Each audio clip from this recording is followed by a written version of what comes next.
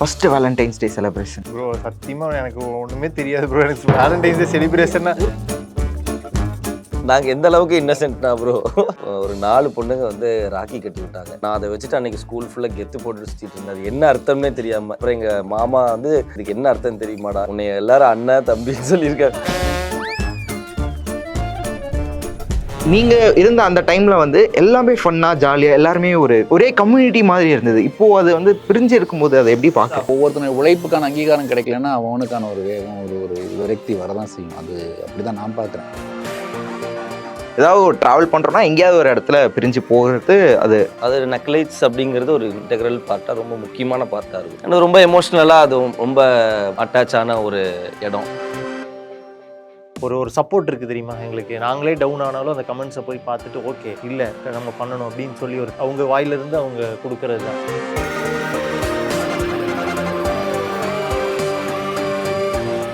So எல்லாருக்கும் வணக்கம். வணக்கம் bro. Happy to see you all. எங்களுக்கும் ரொம்ப சந்தோஷம். ஓகே, சின்ன கேம் ஒன்று. இப்போ first Valentine's day celebration. Bro சத்தியமாக எனக்கு ஒன்றுமே தெரியாது ப்ரோ. வேலண்டைன்ஸ் டே செலிப்ரேஷன் ஒண்ணுமே தெரியாம ஒண்ணுமே தெரியாது. வேலண்டைன்ஸ் ஸ்டோரி படம் பண்ணிருக்கீங்க. வேலண்டைன்ஸ் நடிக்கிறது ஒரு நாள் நான் ஒரு வேலை செய்யணும், நான் ஒரு சட்டையை போட்டு போய் நான் மாத்திருக்கேன், போய் இது போட்டா இதுடா அப்படின்னு இருக்காங்க. ப்ரொபோஸ் பண்ண போற கலரு ஓகே ஐயோ அப்படின்னு ஓடி போய் மாத்தி பயந்து வேலை வெளில போக மாட்டேன், பயந்துக்குவேன் நம்ம தப்பாயிருமோ அப்படின்னு. நாங்க எந்த அளவுக்கு இன்னசென்ட்னா ப்ரோ, ஓகே 8th ஸ்டாண்டர்ட் படிக்கும்போது எனக்கு வந்துட்டு ஒரு 4 பொண்ணுங்க வந்து ராக்கி கட்டி விட்டாங்க. ஓகே, அது ரொம்ப விதவிதமா இருந்துச்சு. ஒன்று பெருசா ஃபெதரா இருந்துச்சு, ஒன்று வந்து கோல்டன் மாதிரி இருந்துச்சு. நான் அதை வச்சுட்டு அன்னைக்கு ஸ்கூல் ஃபுல்லாக கெத்து போட்டு சுற்றிட்டு இருந்தேன். அது என்ன அர்த்தம்னே தெரியாம இப்படியே அப்புறம் எங்கள் மாமா வந்து பிடி டீச்சர், அவர் தான் கூப்பிட்டு இதுக்கு என்ன அர்த்தம் தெரியுமாடா, என்ன 4 பேர் கட்டி விட்டுருக்காங்க, உன்னை எல்லாரும் அண்ணன் தம்பின்னு சொல்லியிருக்காங்க. 8th படிக்கும் போது என் நிலைமை பாருங்க. அங்க போய் எங்க வேலண்டைன் பெருமையை சுத்திட்டு இருந்திருப்பாரு. 4 பொண்ணுங்க என்ன லவ் பண்ணுது, பரவாயில்ல வளைய செய்வா, நம்மளை பிடிச்சி நம்மளை கட்டி விட்டுருக்காங்களேன்னு தான் இருந்தனே தவிர அதுக்கு பேர் வந்து ராக்கி, அது வந்துட்டு இது அப்படின்னு கூட தெரியாம இருந்தோம். நீங்க வாழ்க்கையில கொண்டாடினதே இல்ல வேலண்டைன்ஸ் டே. கொண்டாடினதே இல்லை. ஆனா அந்த பேர்ல தான் நீ ஒரு படம் நடிச்சிருக்க. படம் நடிச்சிருக்கேன், அதுலயும் வேலண்டைன்ஸ் டே வரல, வந்துச்சு ஆனா கொண்டாடல. ஆமா சூப்பர். இதுக்கப்புறம் இதுல என்ன கொஸ்டின் கேட்டாலும் நீங்க சொல்ல மாட்டீங்கன்னு தான் நினைக்கிறேன். ஸோ நம்ம மறுபடியும் பேக் டு த கொஸ்டின்ஸ் வந்து போயிடலாம்னு நினைக்கிறேன். ஓகேவா, நீங்க சொல்லுங்க இந்த எக்ஸ்பீரியன்ஸ் எப்படி இருந்ததுன்னு தெரிஞ்சுக்கலாமா? சீசன் 2 பத்தி நீங்க சொல்றீங்க, பட் சீசன் 1 எக்ஸ்பீரியன்ஸ் எப்படி இருந்தது? ஆக்சுவலி எனக்கு வந்து சில சீன்ஸ் எல்லாம் கொஞ்சம் இன்னும் நல்லா பண்ணணும், அதாவது ஒரு ஃபியர் இருந்துச்சு, இது எப்படி நம்ம பண்ண போறோம், அந்த கான்ஃபிடென்ஸ் வந்து அப் டு தி லெவல் இல்லாம இருந்துச்சு. ஒரு சீன் இருக்கு, அது சிங்கிள் டேக்ல எடுக்கணும், கொஞ்சம் எமோஷ்னலான சீனு. செல்லானா வந்து தனியா கூட்டிட்டு போய் இந்த மாதிரி சொல்றாரு, இந்த சீன் வந்து இவ்வளோ பெரிய விஷயம், நீ வந்து எப்படி கன்வே பண்றங்கிறதுல இருக்கு, நீ சொல்றதுல தான் அந்த சீனோட சென்ஸே இருக்கு அப்படிங்கிற மாதிரி நிறைய சொல்லிட்டாரு.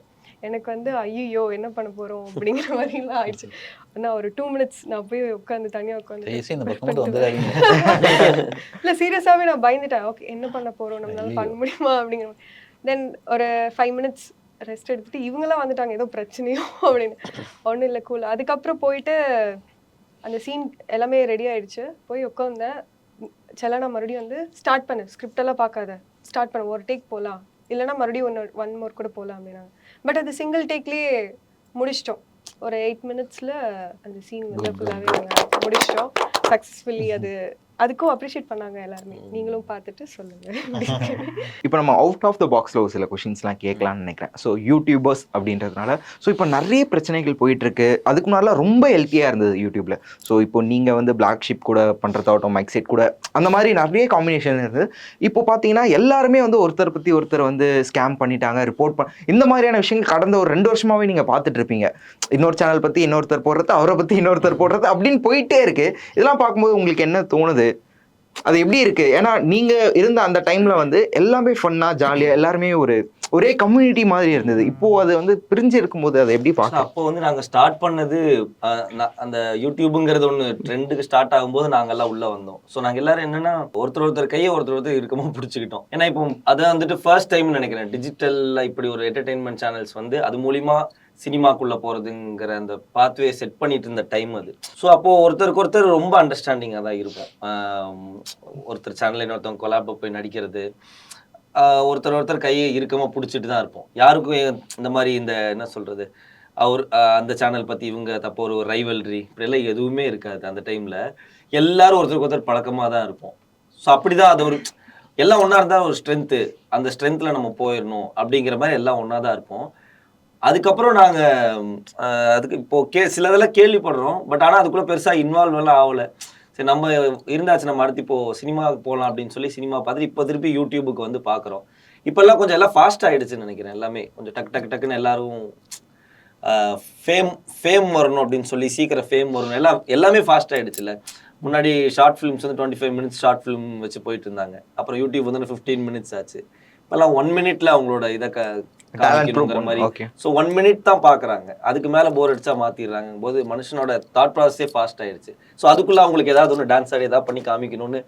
அப்போ அதில் ஏதாவது தப்பாக போச்சுன்னா சீக்கிரமான அப்செட்ஸ், சீக்கிரமான சந்தோஷங்கள், இப்படி இது நிலையா இருக்காது. அப்படி நிலையா இல்லாதப்போ அது ஒருமே நிலையான மைண்ட் செட் கொடுக்காது. அப்போ ஒருத்தருக்குள்ள ஒரு சின்ன புகைச்சல் இருந்துகிட்டு தான் இருக்கும்.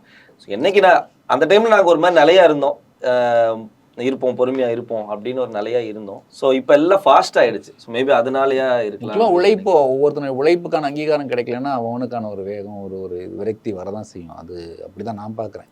அது வந்து நம்ம வந்து இங்கேருந்து பார்க்கும்போது குறையா எதுக்கு அப்படி பேசுங்க, நான் தான் அவனுக்கு அந்த போட்ட உழைப்புக்கான ஒரு அங்கீகாரமோ அதுக்கான ஒரு ஊதியமோ கிடைக்கல அப்படிங்கும்போது கண்டிப்பாக அவன் வந்து வெளில வந்து பேச. ஏன்னா எல்லாமே கோஸ் த ஆடியன்ஸ் தான்.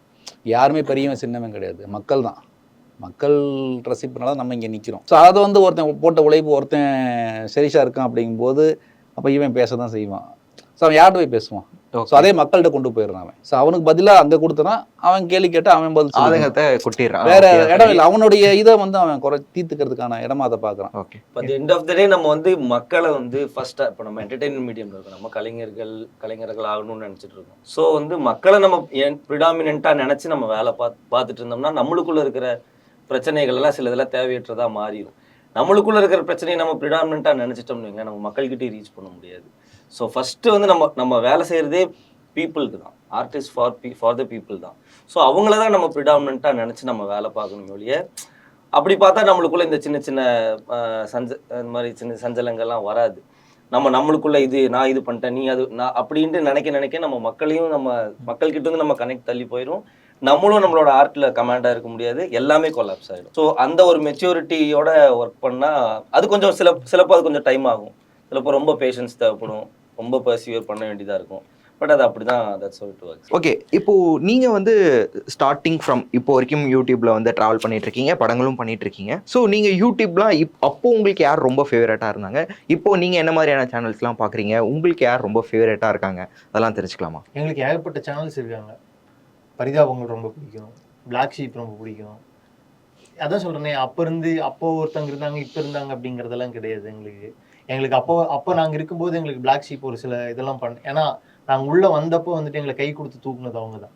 ஏன்னா எங்களுக்கு யூடியூப்ங்கிற ஒரு மீடியம்குள்ளே வந்தோன்னா நம்மளுக்கு இவ்வளோ காசு வரும், இவ்வளோ ஃபேம் கிடைக்கும், இதெல்லாம் எங்களுக்கு எதுவுமே தெரியாது. சும்மா ஒரு சேனல் ஆரம்பித்தோம், அதுக்கு சும்மா நச்சுக்குன்னு ஒரு பேரை வச்சோம். அதை வச்சு ஆரம்பிக்கும் போது டக்குன்னு நிறுத்தி ஒரு இடத்துல வந்து விக்கினா வந்துட்டு ஏய் இருங்க இப்படி கிடையாது, இதுக்குள்ள ஒரு பெரிய மீடியம், இதுக்குள்ள ஒரு பெரிய பிஸ்னஸ் இருக்குது அப்படிங்கிற ஒரு இடத்துல இருந்து அப்போ இருந்து ஒரு சப்போர்ட் கொடுத்தாங்க தெரியுமா. அப்போ சப்போர்ட் பண்ணவங்கலேருந்து இப்போ வரைக்கும் என்டர்டெயின் பண்ணிட்டு இருக்கிற எல்லாருமே எங்களுக்கு ஃபேவரட் தான். எங்களுக்கு அப்போ அவங்க இருந்தாங்க, இப்போ அவங்களுக்கு பிடிக்காது, இப்போ வேற ஆட்கள் அப்படிலாம் கிடையாது. அப்போ யாரும் அதே தான், இப்போவும் அதே தான். ஏன்னா ஒரு டைம்ல நம்மளை பெஸ்ட்டாக என்டர்டெயின் பண்ணியிருக்காங்க, இப்பவும் பண்ணிட்டு தான் இருக்கிறாங்க. அவ்வளோதான். ஆக்சுவலாக நான் சீசான் ஒரு சேனல் ஆரம்பிச்சு இந்த மாதிரி கான்டென்ட் பண்ணுவோம் அப்படின்றதுக்கு முன்னாடி வேற ஏதாவது ஐடியா இருந்ததா? ஏன்னா இப்போ ரீசன்ட் டைம்ஸ்ல வந்து ஃபுட் ஆகட்டும், விளாக்ஸ் ஆகட்டும், இதெல்லாம் பெரிய ஒரு பூம் ஆச்சு யூடியூப்ல. ஸோ இந்த ஜான்ரா நம்ம ட்ரை பண்ணுவோம் அப்படின்ற மாதிரி ஏதாவது இருந்தா, இல்லை ஓகே நம்ம கெரியர் வந்து ஆக்டிங், ஸோ டுவோர்ட்ஸ் அதான் நம்ம வந்து பிளான் பண்ணணும் அப்படின்ற மாதிரி ஏதாவது விஷயம் இருந்ததா? ஸோ டீமாக யோசிக்கும் போது நிறைய சஜஷன்ஸ் வரும், நிறைய ஐடியாஸ் வரும். அதெல்லாம் எப்படி ஹேண்டில் பண்ணி சீசா இந்த மாதிரி வீடியோஸ் நம்ம பண்ணிட்டு இருந்திருக்கோம். ஆல்ரெடி நம்ம பண்ணதே இந்த மாதிரி என்டர்டைன்மெண்ட் வீடியோஸ் தான் பண்ணிட்டு இருந்திருக்கோம். ஸோ அதை விட்டு டக்கு நிறைய போய் பண்ண முடியாது. ஏன்னா லாக்ஸ் எல்லாம் பண்ணலாங்கிற ஐடியாஸ் இருந்துச்சு, இப்பவும் இருக்குது, அது எல்லாமே இருந்துட்டு தான் இருக்குது. பட் இதை விட்டுருவோம், ஏன்னா இதை பற்றி நம்ம பார்த்து ஆடியன்ஸ் உள்ள வந்தது. ஓகே, இதை நம்ம மாற்ற முடியாது நம்ம. ஸோ இதுலேருந்து என்ன பெட்டராக கொடுக்கலாம் அப்படிங்கிறத வச்சு நாங்கள் அதான் என்ன பண்ணோம்னா ரெகுலர் வீடியோஸ்லாம் வெப் சீரிஸாக நாங்கள் வந்துட்டு குவாலிட்டி வெப் சீரிஸாக பண்ணோம் தான் ஃபஸ்ட்டு பிளான் எங்களுக்கு இருந்தது. எங்களுக்கு கதை சொல்றதுல தான் ப்ரோ மெயின் ப்ரையாரிட்டி. ஓகே, கதை ஏதாவது சொல்லணும், விளாக் பண்ண தப்பு சொல்ல நான். ஓகே ஓகே, நல்லதுதான். எங்களுக்குமே அந்த ஐடியாலாம் இருந்துச்சு. அந்த விளாகை வந்துட்டு நம்ம பண்ணாம வேற யாராவது, ஏன்னா நம்ம ஒவ்வொருத்தவங்களுக்கு ஒரு பர்சனல் இன்ட்ரெஸ்ட்னு ஒன்று இருக்கும்ல, சேனலுக்குன்னு ஒரு தீம் இருக்கும்ல.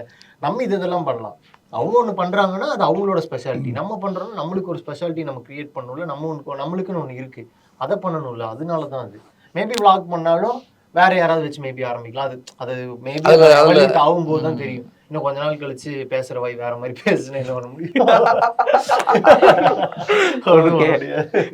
நம்மளுக்கு இப்போ நம்ம ஃபேஸஸுக்கு வந்துட்டு ஒரு எக்ஸ்பெக்டேஷன் ஒன்று இருக்கும்ல. ஸோ மக்கள் மத்தியில் இந்த ஃபேஸஸ் வந்து இந்த மாதிரியான கண்டென்ட் வீடியோஸ் வெப் சீரிஸஸ்குள்ளே வச்சு பொருத்தி பார்த்துட்டாங்க, பழகிட்டாங்க. அதே மாதிரி எங்களுக்குமே கொஞ்சம் ஒரு ப்ராப்பரான ஒரு சினிமாக்குள்ளே ப்ராப்பரான ஒரு ஆக்டர் ஆகணும், ப்ராப்பரான ஃபிலிம் லாங்குவேஜில் நம்ம எதாவது ஷூட் பண்ணுங்கிற ப்ராசஸே எங்களுக்கும் பழகிருச்சு. ஸோ அதுதான் ப்ரிடாமினன்ட்டு. ஸோ அது போக சிலதெல்லாம் ஐடியாஸும் இருந்துச்சு. பட்டு எனக்கு பர்சனலி எனக்கு வந்துட்டு டக்குன்னு பெரிய லெவல் ஸ்பான்டினிட்டி எல்லாம் வந்து விளாக்ஸுக்கெல்லாம் நிறைய ஸ்பான்டினிட்டி வந்து இருக்கணும். எனக்கு பர்சனலாக எனக்கு எப்பயாவது அந்த ஒரு இது வரும்.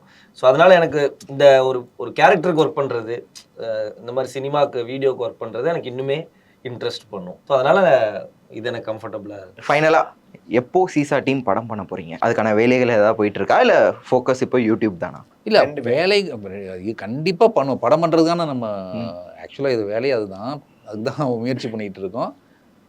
டெஃபினட்டாக சீக்கிரம் அனௌன்ஸ்மெண்ட்ஸ் வரும். அதில் நடக்கும் எல்லாம். அதுக்குன்னு ஒரு டைம் வரணும்ல, அதுக்கான வேலையெல்லாம் போயிட்டே தான் இருக்கு. அடுத்தது வெப்சீரிஸ் வச்சுருக்கோம், இன்னும் ஒரு 2-3 வெப்சீரிஸ் இப்போ ரெடியாக வச்சுருக்கோம். இது முடிச்சுட்டு அதை எடுத்து போகிறோம். எல்லாம் முடிச்சுட்டு கண்டிப்பாக அனௌன்ஸ்மெண்ட் வரும். அண்ட் இந்த ஒரு கொஷின் இல்லாமல் எந்த இன்டர்வியூமே முடிஞ்சிருக்காதுன்னு நினைக்கிறேன். ஓகேங்களா? நெக்லைட்ஸ். ஸோ நிறைய ரீசன்ஸ் சொல்லிட்டு இருப்பீங்க, நிறைய இடத்துல சொல்லிட்டு இருப்பீங்க. ஓகே, எப்பயுமே ஏதாவது ஒரு டிராவல் பண்றோம்னா எங்கேயாவது ஒரு இடத்துல பிரிஞ்சு போகிறது அது இல்லை. வளர்ச்சி அடையும் போது ஒவ்வொரு இலக்கு, ஒவ்வொருத்தவங்களுக்கு ஒரு ஐடியாஸ், அதன்படி தான் நாங்கள் வந்துட்டு இன்னொரு ஐடியாஸ். இப்போ எங்கள் சார்ந்த நிறைய பீப்புள் இருந்தாங்க, நிறைய டேலண்ட்ஸ் இருந்தாங்க. அவங்களுக்கான ஒரு பிளாட்ஃபார்ம் கொடுக்கணும், நம்ம ஒரு ஐடியாஸை ஃப்ளரிஷ் பண்ணணும் அப்படிங்கிறதுக்கான ஒரு அமைப்பாக தான் நாங்கள் வெளில வந்தோம். ஃபர்ஸ்ட் ஐடியா இல்லை எங்களுக்கு, ஃபுல்லாக சினிமாவுக்கு போகலாம் தான் யோசித்தோம். தென் நிறைய பேர் பசங்க நம்ம கேட்டுட்டு இருக்காங்க, நமக்கு ஒரு ஐடென்டிஃபிகேஷன் வேணும் அப்படிங்கிறத தனியாக ஒன்று ஆரம்பித்தோம். வேறு எந்த ரீசனும் இல்லை. ஸோ இதில் எங்களுக்கு நிறைய பீப்புள் உள்ளே இருக்கிறாங்க. இன்னும் நிறையா டேலண்டட் பீப்புளை வந்து வெல்கம் பண்ணிகிட்டு இருக்கோம். ஸோ சீசாவில் யார் வேணாலும் வரலாம், வந்து அவங்க டேலண்ட்டை ப்ரூவ் பண்ணி அதன் மூலமாக அவங்க சினிமாவுக்கு போகிறதுக்கான ஒரு வழியை வந்து கொடுக்கறதுக்காக இதை நம்ம பண்ணிகிட்டு இருக்கோம். ஸோ அது எங்களுக்கு சந்தோஷம் கொடுக்குது இப்போ. ஆமாம். இப்போ நக்லைட்ஸ் இப்போ என்னோட ட்ராவல் இப்போ பர்சனலாக நான் எங்கே போனாலுமே அது நக்லைட்ஸ் அப்படிங்கிறது ஒரு இன்டெக்ரல் பார்ட்டாக, ரொம்ப முக்கியமான பார்ட்டாக இருக்கும். ஏன்னா அங்கே தான் வந்து ஸ்டார்டிங் அதில் தான் இது பண்ணுது. ஆனால் ரொம்ப எமோஷ்னலாக அது ரொம்ப அட்டாச் ஆன ஒரு இடம். ஏன்னா நாங்கள் ஒரு 5-6 பேர் சேர்ந்து அது ஸ்டார்ட் பண்ணும்போது அது எவ்வளோ எமோஷனை நாங்கள் உள்ளே போட்டிருப்போம் அப்படின்றது தெரியும். ஸோ அதில் எந்த ஒரு இதுவும் கிடையாது. அண்ட் ஐயோ எவ்ரிதிங் டு நக்லைட்ஸ் தான். எங்கே போனாலும் அதுக்கு ஒரு பெரிய ஒரு பார்ட் இருக்கும். ஸோ அதில் இருக்கிற எழுத்தாளர்கள், தொழில்நுட்ப கலைஞர் எல்லாருக்குமே நான் நன்றி சொல்லிக்கிறேன். அண்ட் அவங்களும் அடுத்தடுத்து படங்கள் இப்போ வந்துட்டு மெயின் ஸ்ட்ரீமாக படங்களுக்குள்ளே வந்திருக்காங்க. ஸோ அவங்களுக்கும் என்னோட வாழ்த்துக்கள் நான் சொல்லிக்கிறேன். இப்போது சில பல காரணங்கள்னால நம்ம வந்து இப்போ தனியாக நம்ம ஸ்டார்ட் பண்ணியிருக்கோம். ஸோ இந்த ட்ராவலுமே இப்போது எங்களுக்கு இதுவும் எங்களுக்கு ஒரு கூடுதல் ரெஸ்பான்சிபிலிட்டியாக இருக்குது. இப்போது எங்களை நம்பி ஒரு இது இருக்காங்க. ஸோ இப்போ இவங்களுடைய பெட்டர்மெண்ட்டுக்காகவும் இவங்கெல்லாம் சேர்ந்து நாங்கள் இனி யார்கிட்ட எப்படி கொண்டு போகிறோம் அப்படிங்கிற அதை நோக்கி எங்களுடைய கான்சன்ட்ரேஷன் இருக்குது. இது இன்னும் கொஞ்சம் இன்ட்ரெஸ்டிங்காக இருக்குது, சேலஞ்சிங்காக இருக்குது. ஸோ அதை ரொம்ப ஜாலியாக எடுத்துகிட்டு போயிட்டு இருக்கோம். Super. Anyhow so February 28th one more valentine story வருது. ஸோ டைட்டிலுக்கு ஏற்ற மாதிரியே புதுசாக ரிலேட் பண்ணிக்கக்கூடிய அளவுக்கு இருக்குன்னு நம்புகிறோம். அண்ட் கண்டிப்பாக மக்களோட சப்போர்ட் உங்களுக்கு இருந்துகிட்டே இருக்குது. அது ஒன் மோர் வேலண்டைன் ஸ்டோரியிலேருந்து இன்னும் அதிகமாகும். அண்ட் நீங்கள் சொன்ன மாதிரி கூடிய சீக்கிரம் சேர்ந்து நடிப்போம் அப்படின்ற அந்த விஷயங்களும் நினைவேறணும் அப்படின்னு சொல்லிட்டு ப்ரோக்டிவ் சார்பாக வாழ்த்துக்கள் தெரிவிச்சிடும். அண்ட் நேரத்திற்கு ரொம்ப ரொம்ப நன்றி. இன்னும் மோர் அந்த ஒன் மோர் மாதிரி நிறைய மோர் சப்ஸ்கிரைபர்ஸ், மோர் வியூவர்ஸ் எங்களுக்கு மட்டும் இல்லை உங்களுக்கும் எல்லாத்துக்கும் வந்து கிடைக்கணும்னு வேண்டிக்கிறோம். தேங்க்யூ. உங்களுக்கு நன்றி. ரொம்ப எங்களை தொடர்ந்து ஃபாலோ பண்ணிட்டு இருக்கிற ஃபாலோவர்ஸ், ஃபேன்ஸ் எல்லாத்துக்குமே ரொம்ப நன்றி. ரொம்ப அழகா அன்பா பேசி நல்லா. ஏன்னா தொடர்ந்து வந்து இப்போ அவங்க கொடுக்குற சப்போர்ட்னால தான் தொடர்ந்து இப்போ இடையில ஒரு சின்ன ஒரு பிரேக் இருந்தாலும் இப்போ மறுபடியும் அடுத்த வெப் சீரிஸ் ஸ்டார்ட் பண்ணி இப்போ அதை கொஞ்சம் குவாலிட்டியாக பண்ணணும் இன்னும் அப்படின்னு சொல்லிட்டு ஒரு ஜோனில் இறங்கியிருக்கு. அதுக்கு த்ரூ அவுட் காரணம் என்ன ஆனாலும் அவங்க திரும்ப வந்து கேட்டுக்கிட்டே இருக்கிற ஒரு சப்போர்ட் இருக்குது தெரியுமா எங்களுக்கு. நாங்களே டவுன் ஆனாலும் அந்த கமெண்ட்ஸை போய் பார்த்துட்டு ஓகே இல்லை நம்ம பண்ணணும் அப்படின்னு சொல்லி ஒரு டைம் அது வந்துட்டு அவங்க வாயிலிருந்து அவங்க கொடுக்கறது தான். அதுக்கு அவங்களுக்கு பெரிய நன்றி. தொடர்ந்து உங்களை என்டர்டெயின் பண்ணுறதுக்கான வேலையை நாங்கள் பண்ணிக்கிட்டே இருப்போம். இது எங்கள் சைட்லேருந்து ஒரு ப்ராமிஸாக நீங்கள் எடுத்துக்கலாம். தொடர்ந்து எங்கள் வேலைகள் நடந்துகிட்டே இருக்கும். எந்த துறையில் போனாலும், எந்த துறையாக இருந்தாலும் அந்தந்த வடிவங்களுக்கு ஏற்ற மாதிரி எல்லா வடிவங்களையும் நாங்கள் என்டர்டெயின் பண்ணிட்டே இருப்போம். Okay, super. Thank you so much. Thank you.